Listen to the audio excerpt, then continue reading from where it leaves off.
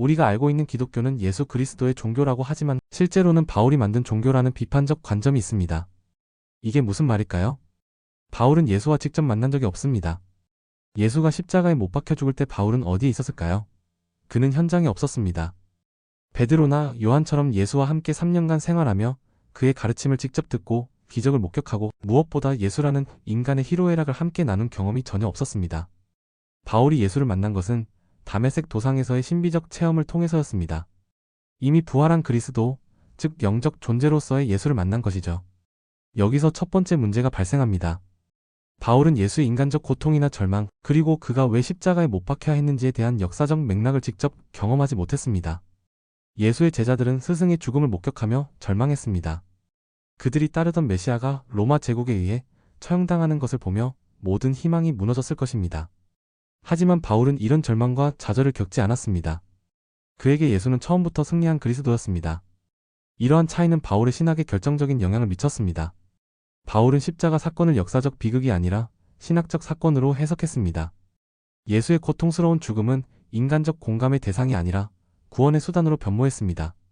십자가는 하나님의 지혜이자 구원의 방법이 되었고 예수의 실제 고통이나 그가 직면했던 현실적 문제들은 신학적 의미 뒤로 사라졌습니다.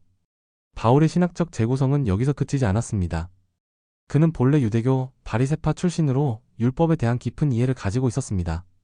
그래서 예수를 통한 구원을 율법에 의한 의와 대조시키는 방식으로 설명했습니다. 이 과정에서 예수의 윤리적 가르침이나 사회적 실천은 상대적으로 부차적인 문제가 되었습니다. 역사적 예수는 가난한 자, 병든 자, 사회적 약자들과 함께했습니다. 그는 구체적인 삶의 현장에서 사람들의 고통에 공감하고 그들과 함께 울고 웃었습니다. 하지만 바울의 신학에서는 이런 인간적 측면들이 율법과 은혜라는 추상적 개념으로 대체되었습니다. 더 큰 문제는 바울이 부활 경험에 과도하게 의존했다는 점입니다. 부활은 분명히 기독교 신앙의 핵심이지만 바울에게 있어서는 이것이 예수의 생애와 죽음 자체의 역사적 의미를 완전히 재구성하는 패러다임이 되었습니다. 예수의 생애를 통한 교훈이나 그의 역사적 운동의 본래적 목적은 가려지고 오로지 부활한 그리스도만이 강조되는 종말론적 그리스도론이 형성되었습니다. 이런 과정을 거치면서 바울은 예수를 유일한 구원의 길로 설정하고 그리스도를 믿음으로만 의롭다함을 얻는다는 독점적 신학을 구축했습니다.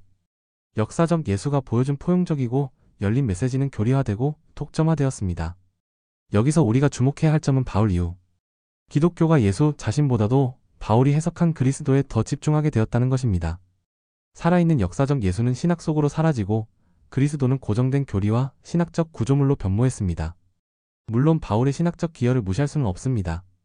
그의 신학은 기독교가 유대교의 지역적 한계를 넘어 보편적 종교로 발전하는 데 결정적 역할을 했습니다. 하지만 동시에 우리는 바울의 신학이 예수라는 인물 자체에 대한 공감이나 실존적 관심보다는 신학적 체계를 세우는 데 집중했다는 점을 인정해야 합니다. 결국 바울의 예수 이해는 역사적 예수와 신학적 그리스도 사이의 간극을 키웠습니다. 직접적 경험의 결연은 신학적 추상화로 이어졌고 십자가 사건의 신학화는 역사적 의미를 왜곡했습니다.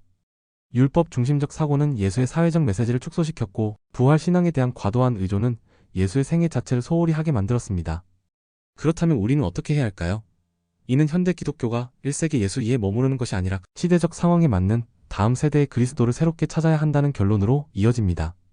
바울이 자신의 시대에 맞게 예수를 재해석했듯이 우리도 21세기에 맞는 예수를 다시 발견해야 하는 것입니다. 이것이 바로 바울의 예수 십자가 사건 신학적 재구성이 우리에게 남긴 과제입니다.